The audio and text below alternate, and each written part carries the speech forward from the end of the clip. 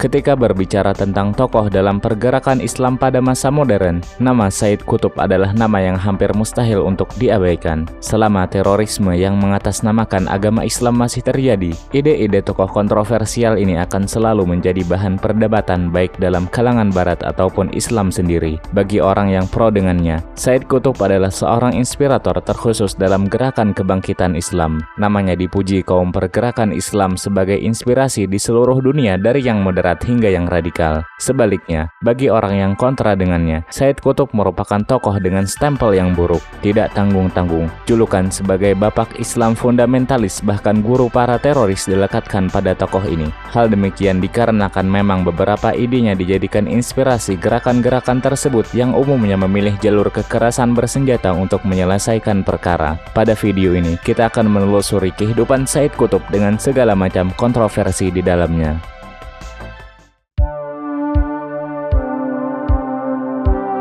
Nama lengkapnya adalah Sayyid Qutb Ibrahim Husain Asy-Syadzili. Ia dilahirkan pada tanggal 9 Oktober 1906 di desa Musha yang terletak di Provinsi Asyut, Mesir Selatan. Di umurnya yang ke-14 tahun, Qutb remaja berangkat ke Kairo untuk melanjutkan studi di sekolah pendidikan guru tingkat pertama yang bernama Madrasah Abdul Aziz. Ia menempuh pendidikan di sana selama 3 tahun sampai dengan lulus dan mendapatkan ijazah yang bisa digunakan untuk mengajar di tingkat pendidikan dasar. Setelah lulus, Qutb mengikuti persiapan untuk masuk ke Universitas Darul Ulum, namun ia baru benar-benar kuliah pada tahun 1929 dan berhasil lulus pada tahun 1933 dengan gelar bachelor. Setelah itu, Qutb bekerja selama 6 tahun sebagai guru di beberapa sekolah negeri di bawah Kementerian Pendidikan dan menempati beberapa posisi pada bagian pengawas pendidikan dan inspektorat. Qutb kemudian dikirim oleh Kementerian Pendidikan ke Amerika dalam sebuah delegasi bidang pendidikan untuk melakukan studi tentang metodologi pendidikan dan pengajaran di sana.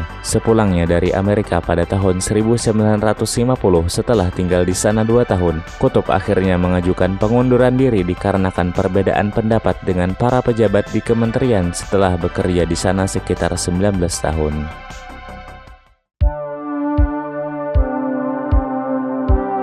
Sebelum namanya masyhur sebagai seorang aktivis muslim, Sayyid Qutb merupakan seorang penyair sekaligus kritikus sastra yang sangat berpengaruh. Hubungan Qutb dengan dunia kepenulisan dimulai pada umurnya yang belia. Ketika pertama kali menginjakkan kaki di Kairo, Qutb menumpang di rumah pamannya yang berprofesi sebagai seorang jurnalis. Tidak bisa dipungkiri bahwa sang paman Ahmad Hussein Utsman mempunyai andil besar dalam karir Qutb dalam bidang kepenulisan. Ialah sosok yang membantu Qutb dalam membina hubungan baik dengan para redaktur surat kabar dan majalah tempat Qutb menerbitkan tulisannya. Selain itu, sang paman yang juga merupakan anggota Partai Al-Wafd juga adalah orang yang memperkenalkan Qutb terhadap Partai Al-Wafd dan tokohnya Abbas Mahmud Al-Aqad. Bisa dibilang tulisan Qutb terdiri dari beragam jenis, mulai dari sastra, resensi hukum, analisis sastra, tanggapan terhadap peristiwa politik, bahkan sampai kepada sindiran kepada penguasa dan antek-anteknya dan seruan untuk melakukan revolusi.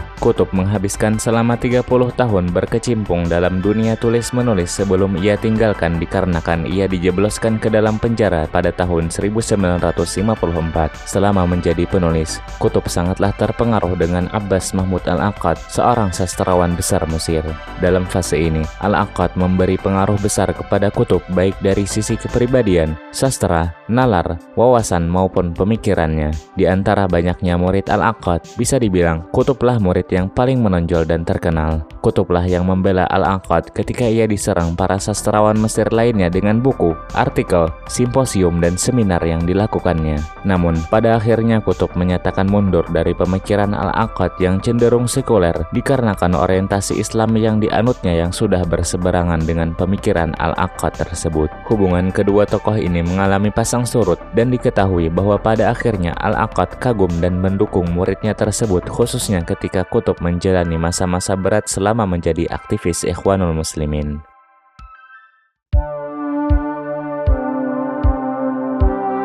Usai Perang Dunia Kedua, Mesir hanyut dalam berbagai persoalan dan krisis yang menjalar ke semua sektor kehidupan. Qutb mencermati keadaan ini dan menemukan bahwa akar masalahnya terdapat pada penjajahan Inggris yang terjadi pada Mesir. Ketika itu, Inggris menguasai pemerintahan, partai politik, kaum feodal dan para pengusaha besar. Oleh karena itu, Qutb melancarkan kritik yang tajam terhadap mereka. Qutb memanfaatkan surat kabar dan majalah agar kritik reformisnya yang keras bisa sampai secara luas kepada publik. Akibatnya, kalangan pemerintah dan orang-orang istana merasa gerah dibuatnya. Sebagai reaksi, mereka memberedel majalah tempat Qutb melakukan kritik tersebut. Meskipun demikian, pihak istana tidak punya dasar hukum yang kuat untuk menangkap Qutb dikarenakan Qutb menyusun artikelnya dengan sedemikian rupa sehingga tidak ditemukan delik hukum dan ia bisa selamat dari jeratan hukum. Di sisi lain, Qutb juga telah menjalin hubungan dengan Perdana Menteri Mahmud Fahmi An-Nuqrashi untuk mengatur keberangkatannya ke Amerika. Mereka merasa was-was jikalau tulisan-tulisan dan kegiatan-kegiatan reformis yang dilakukan Qutb mengganggu ketenangan mereka. Akhirnya, pada 3 November 1948, Qutb berangkat ke Amerika menggunakan kapal laut menuju New York. Ketika di Amerika, Said Qutb dibebani tugas untuk mengadakan studi perbandingan mengenai kurikulum, program pendidikan, serta metode pengajaran. Pada waktu ini, Qutb melihat kebobrokan nilai kemanusiaan dan kemerosotan akhlak yang kelak mempengaruhi pemikirannya di lain hari. Ia menyaksikan di beberapa negeri bahwa kebebasan dan penyimpangan sudah sangat menggila dan harus berakhir pada gejolak syahwat yang tidak pernah terpuaskan. Ia menganggap bahwa masyarakat Amerika tidaklah menjadikan manusia maju ke depan, melainkan menjadikannya melangkah ke belakang terkekang ke dalam nafsu hewani mereka. Oleh karena itu, Qutb tidak ingin apa yang terjadi di Amerika juga terjadi di negaranya. Ketika di Amerika inilah, Qutb mengetahui bahwa apa yang terjadi terhadap Ikhwanul Muslimin serta tragedi pembunuhan Hasan al-Banna pada 12 Februari 1949 di Kairo merupakan konspirasi yang dirancang oleh Amerika dan Inggris. Keadaan inilah yang menjadikan Qutb bersimpati terhadap Ikhwanul Muslimin. Akhirnya, pada tahun 1950, setelah hampir 2 tahun berada di Amerika, Qutb kembali ke Mesir dengan membawa pengalamannya tersebut.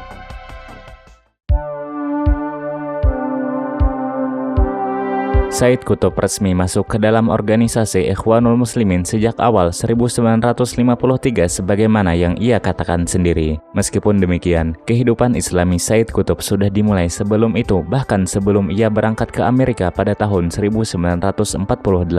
Terkait dengan transisi kehidupannya ini, di berbagai tempat dalam tafsir Fi Zilalil Quran, Said Qutb mengakui bahwa ia telah melakukan lompatan yang jauh dari dunia yang semula penuh bimbang dan lelah tak berarah menjadi damai yang penuh dengan iman, hati yang puas dan yakin. Dikatakan bahwa lompatan tertinggi Said Qutb dalam hal keberislaman adalah ketika ia mulai mengkhususkan diri untuk mempelajari Al-Quran dengan motivasi untuk menggali sastranya. Dari sanalah Qutb menulis buku Islami pertamanya yang berjudul At-Taswir Al-Fanni fil Quran atau representasi artistik dalam Al-Quran. Ia menjelaskan dalam buku tersebut terkait dengan teori keindahan bahasa Al-Quran yang ia sebut dengan At-Taswir Al-Fanni yang berfokus kepada gaya ungkap Al-Quran.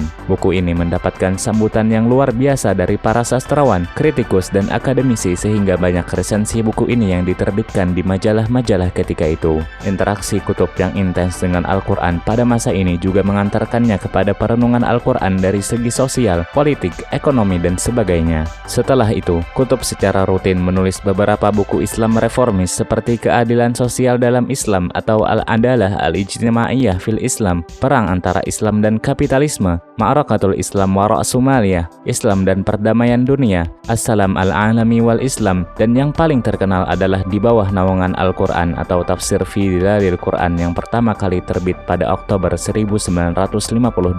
Selain itu, Qutb juga menulis beberapa artikel bertema Islam yang terbit di berbagai macam majalah. Selama menjalani hidup sebagai penulis, Qutb memiliki pengaruh yang sangat besar khususnya dalam revolusi Mesir pada tahun 1952. Tujuan dari revolusi ini adalah untuk melengsarkan sistem monarki yang dipimpin oleh Raja Faruk I dan juga untuk mengusir penjajah Inggris. Peristiwa ini merupakan luapan ketidakpuasan militer kepada pemerintah karena terjadinya banyak korupsi serta gaya hidup mewah pemerintah. Selain itu, sikap pro-Inggris pemerintahan ketika itu menjadikan Mesir hanya merupakan boneka untuk melanggengkan kekuasaan Inggris. Dalam menggulingkan kekuasaan Raja Farouk I ketika itu, Qutb memiliki pengaruh besar terhadap perwira militer dan perwira bebas dengan tulisan-tulisannya. Ketika itu, pimpinan organisasi ini, Gamal Abdel Nasir, meminta para anggotanya untuk membaca tulisan-tulisan Sayyid Qutb dan menambah wawasan dengan buku-buku pemikiran keislamannya. Bahkan pada waktu itu sebagian orang menyamakan Sayyid Qutb dengan tokoh dalam revolusi Perancis yang terkenal yaitu Mirabeau yang mempunyai peran penting dalam menyiapkan revolusi Perancis. Hingga mereka pun melekatkan gelar Mirabeau Revolusi Mesir kepada Sayyid Qutb. Hubungan baik antara Qutb dengan para perwira militer yang dijalin semenjak sebelum revolusi ini menjadi semakin erat pasca revolusi berhasil dilakukan. Pada bulan Agustus tahun 1952,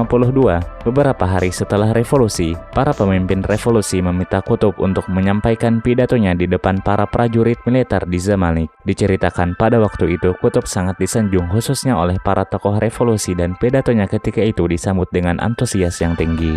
Pasca revolusi, Qutb menduduki posisi sebagai penasehat Dewan Pimpinan Revolusi untuk urusan kebudayaan dan dalam negeri. Jabatan ini hanya dipangkunya selama beberapa bulan saja dan setelahnya ia mengundurkan diri darinya. Selain itu, terdapat beberapa jabatan strategis yang pernah ditawarkan kepada Qutb namun ia tolak, yakni jabatan Menteri Pendidikan Mesir dan Direktur Umum Penerangan. Namun pada akhirnya Qutb setuju untuk menerima jabatan sebagai Sekretaris Umum Liga Pembebasan atau Hay'atut Tahrir. Jabatan ini cukup strategis karena menyangkut penentuan kebijakan politik Mesir.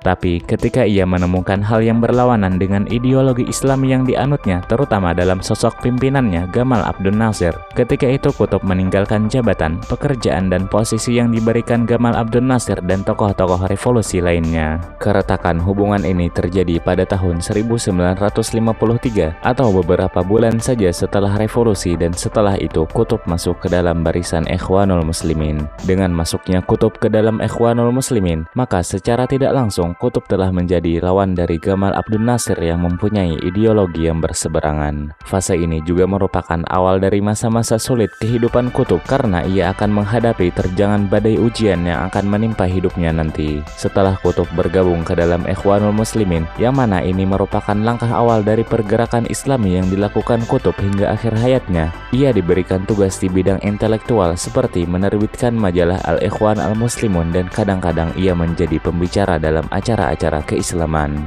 Diketahui bahwa masa sebagai aktivis Ikhwanul Muslimin hanya sebentar, yaitu sejak bergabung pada tahun 1953 sampai dengan masa berat yang menimpa Ikhwanul Muslimin antara bulan Maret sampai dengan November 1953. Pada tahun 1954, ujian pertama Sayyid Qutb bersama Ikhwanul Muslimin terjadi. Konflik antara Gamal Abdel Nasir dan Ikhwanul Muslimin menjadi kian memuncak. Pada tanggal 15 Januari 1954, tepat pukul 1:04 malam, Dewan Pimpinan Revolusi mengeluarkan keputusan untuk membubarkan Ikhwanul Muslimin. Hal itu dikarenakan Ikhwanul Muslimin dianggap telah melakukan kegiatan yang membahayakan, memecah belah bangsa, mengancam keamanan, dan juga dituduh memiliki hubungan dan berkonspirasi dengan Inggris dalam memusuhi negara. Pada hari itu, Sayyid Qutb merupakan orang-orang Ikhwanul Muslimin yang pertama kali dijebloskan ke dalam penjara. Setelah banyak tokoh Ikhwanul Muslimin dijebloskan ke dalam penjara, konflik dengan Gamal Abdel Nasir bukannya mereda tapi justru kian membara. Gamal Abdel Nasir bahkan sampai mencopot Muhammad Naguib dari jabatannya sebagai Presiden Mesir. Ikhwanul Muslimin kemudian mengatur sebuah demo besar-besaran pada tanggal 28 Februari 1954 untuk menuntut agar Muhammad Naguib kembali ke kursi kepresidenan dan semua anggota Ikhwanul Muslimin yang ditangkap agar dibebaskan. Setelah itu, secara bergelombang anggota Ikhwanul Muslimin yang ditangkap termasuk di dalamnya Sayyid Qutb dibebaskan. Para aktivis Ikhwanul Muslimin kembali melanjutkan aktivitas dakwah seperti biasa pasca pembebasan tersebut. Ia menerbitkan kembali buletin Al-Ikhwan Al-Muslimun serta menyiapkan sebuah risalah keislaman. Namun buletin itu harus diterbitkan kembali secara rahasia manakala konflik antara Ikhwanul Muslimin dengan Gamal Abdel Nasir kembali mencuat. Qutb melakukan pekerjaan ini mulai dari awal April 1954 sampai tragedi Al-Mansiyah terjadi.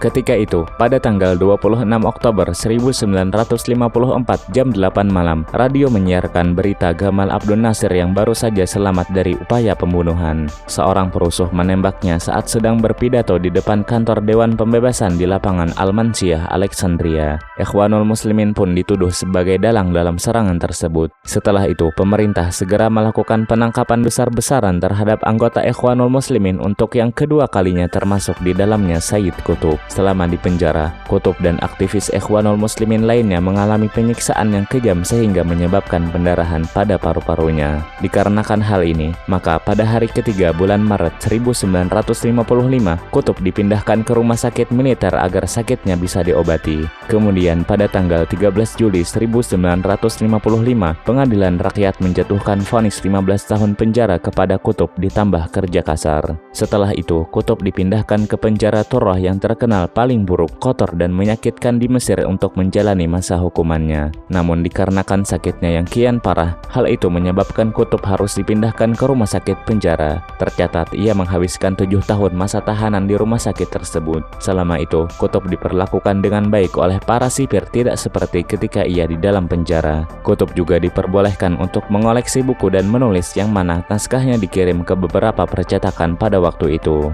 Di antara buku-buku yang ia tulis pada masa ini yaitu Inilah Agama atau Hadaddin, Masa Depan Islam atau Al-Mustaqbal li Hadaddin, Rambu-Rambu di Jalan atau Ma'alim fit Thariq dan lainnya. Selain itu, pada masa ini pula Qutb berhasil menyelesaikan tafsir Fi Dhilalil Quran lengkap dengan edisi revisinya, yang mana ia mulai penulisannya sebelum masuk penjara. Pada tahun 1964, Presiden Irak Abdus Salam Arif melakukan negosiasi untuk membebaskan Sayyid Qutb kepada pemerintah Mesir.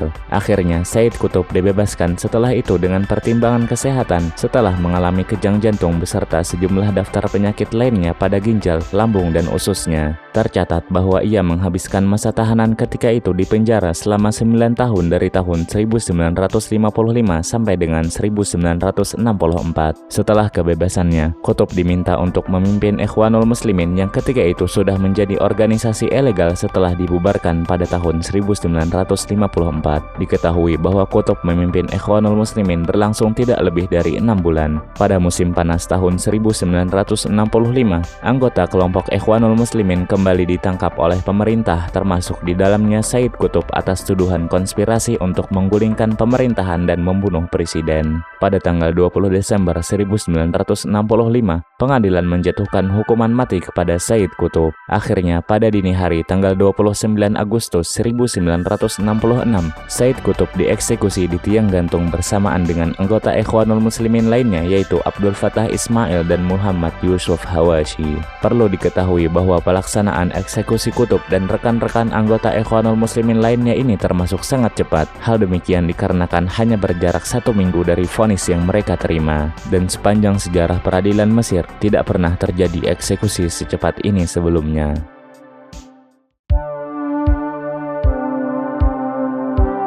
Ketika berbicara tentang pemikiran kontroversial Sayyid Qutb, rasanya kita tidak bisa lepas dari bukunya Ma'alim fit Thariq atau yang dalam versi Inggrisnya bernama Milestone. Bagi kelompok Islam radikal, buku yang memiliki arti rambu-rambu di jalan ini memiliki posisi yang penting dalam fondasi bangunan pemikiran mereka. Buku ini bisa dikatakan merupakan sebuah manifesto bagi gerakan Islam radikal yang menempati posisi buku Mein Kampf-nya Hitler dalam Nazi atau manifesto komunisnya Karl Marx dan Friedrich Engels dalam komunisme. Terlepas dari apa maksud dan tendensi Sayyid Qutb dalam menulis buku ini, yang jelas ide-ide Sayyid Qutb dalam buku ini dijadikan inspirasi kelompok Islam radikal dalam gerakannya. Secara umum, buku ini berbicara tentang 3 tema besar, yaitu instruksi terkait bagaimana membangun komunitas Islam, pembahasan bagaimana hubungan antara Muslim dan pemerintah, dan yang terakhir adalah pembahasan bagaimana peran seorang Muslim di dalam pemerintahan. Perlu diketahui bahwa banyak pemimpin dan anggota dari partai Islam, gerakan revolusi dan kelompok teroris dalam dunia Islam yang terpengaruh dari pemikiran Sayyid Qutb. Contohnya adalah Ali Belhaj, seorang pengkhotbah garis keras untuk Front Penyelamatan Islam di Aljazair, Rashid Ghannouchi dari Partai Islam An-Nahdah di Tunisia, Syekh Salamat Hasim, pemimpin Front Pembebasan Islam Moro yang memperjuangkan revolusi Islam di tanah air bangsa Moro di Filipina, dan para pemimpin Syiah di Republik Islam Iran. Di antara mereka mungkin nama yang paling terkenal adalah Osama bin Laden dan Ayman Az-Zawahiri al-Zawahiri sebagai tokoh Al-Qaeda. Mereka secara terang-terangan mengakui adanya pengaruh kutub khususnya dalam pembentukan ideologi Al-Qaeda. Buku Ma'alim dibuka dengan sebuah statement kutub yang sangat suram. Ia mengatakan bahwa dunia saat ini sedang berada di ambang kehancuran. Kehancuran yang dimaksud bukan kehancuran karena invasi alien atau gempa megatrust, melainkan ancaman yang datang dari sebuah sebab yang jauh lebih serius, yaitu krisis nilai kemanusiaan yang terjadi di dunia barat. Kutub dalam buku ini banyak mengkritik barat yang mengalami krisis moral. Ia mengatakan barat yang demokratis akhirnya tidak bisa menghindarkan diri dari jampi-jampi komunisme timur yang menyeludup ke barat lewat sosialisme. Bagi kutub, sosialisme di barat adalah pertanda kebangkrutan demokrasi di sana. Sementara itu, krisis serupa menurut kutub juga terjadi di blok timur atau Uni Soviet dan negeri-negeri satelitnya. Apa yang kutub sebut dengan krisis nilai di blok timur itu terjadi ketika janji-janji keadilan yang dinubuatkan oleh komunisme ternyata mengalami kebangkrutan. Alih-alih menciptakan keadilan, komunisme justru melahirkan kelas sosial lagi, kelas para aparat partai yang menjadi penindas baru. Baik kapitalisme di barat maupun sosialisme di timur, dua-duanya di mata kutub telah mengalami jalan buntu. Mengenai problem tersebut, kutub mengajukan solusi yaitu kepemimpinan dunia baru. Hal ini bukanlah semata-mata kepemimpinan politik, melainkan kepemimpinan dalam hal nilai-nilai dan moral yang hanya bisa dilakukan oleh Islam. Sebab kepemimpinan di tangan ideologi-ideologi sekuler yang lain telah menunjukkan kegagalan. Pemikiran kutub tidak hanya berhenti di sini. Islam tidak bisa menunaikan tugas untuk mengemban kepemimpinan baru jika tidak memenuhi syarat-syarat pokok. Dalam pandangan kutub, umat Islam dalam keadaannya sekarang jelas tidak layak untuk menjadi pemimpin moral bagi dunia baru, sebab mereka telah meninggalkan prinsip pokok dalam Islam yaitu al-hakimiyah, bahwa segala hal di dunia ini harus tunduk kepada kedaulatan Tuhan. Umat Islam saat ini di mata kutub telah terjatuh ke dalam situasi jahiliyah modern di abad ke-20. Masyarakat yang terjebak dalam kegelapan semacam ini haruslah dibangunkan terlebih dahulu. Inilah apa yang oleh kutub sebut sebagai al-ba'as. Kebangunan ini hanya bisa dicapai jika umat Islam menyadari bahwa mereka saat ini telah terjerembab ke dalam kegelapan jahiliyah karena telah meninggalkan doktrin penting dalam Islam yaitu al-hakimiyah. Inti gagasan ini ialah bahwa manusia haruslah tunduk kepada kedaulatan Tuhan. Ketundukan itu tercermin manakala manusia memaknai hukum Tuhan sebagai satu-satunya hukum yang mengatur kehidupan manusia.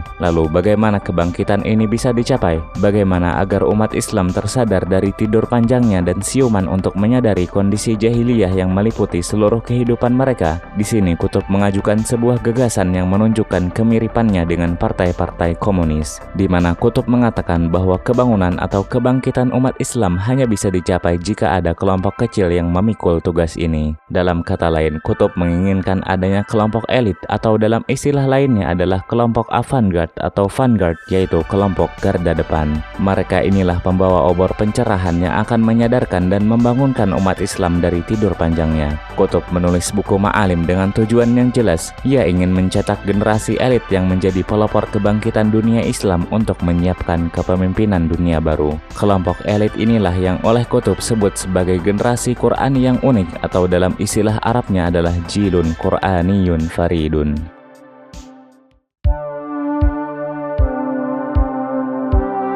Latar belakang kehidupan dan pengalaman di penjara dengan segala macam siksaan pada masa-masa akhir hidupnya sedikit banyak telah berkontribusi dalam pembentukan pemikiran Sayyid Qutb. Sebagaimana dikutip dari Syekh Yusuf Al-Qaradawi, terdapat perubahan yang sangat signifikan dalam pemikiran Sayyid Qutb pada masa-masa akhir hidupnya, khususnya dalam kitab Tafsir fi Dhilalil Quran dan kitab Ma'alim fit Thariq. Hal yang sama juga bisa dilihat dengan sangat jelas ketika kita membandingkan Tafsir fi Dhilalil Quran edisi pertama dengan edisi revisinya. Pada edisi revisi inilah mulai muncul konsep hakimiyah dan jahiliyah modern. Seandainya saja ketika itu pemerintah Mesir tidak menjatuhkan hukuman mati kepadanya dan hanya divonis hukuman seumur hidup, sehingga dengan itu ia bisa melihat dampak pemikirannya terhadap generasi muda ketika itu dan kerusakan yang ditimbulkan seperti pengeboman, penembakan dan kekerasan-kekerasan lainnya, mungkin ia akan merevisi kembali tulisan-tulisannya tersebut. Ya, nasi sudah menjadi bubur. Sayyid Qutb tutup usia dengan meninggalkan segala macam kontroversi pemikiran yang akan selalu menimbulkan pro kontra dalam kalangan non-muslim atau Islam pun sendiri.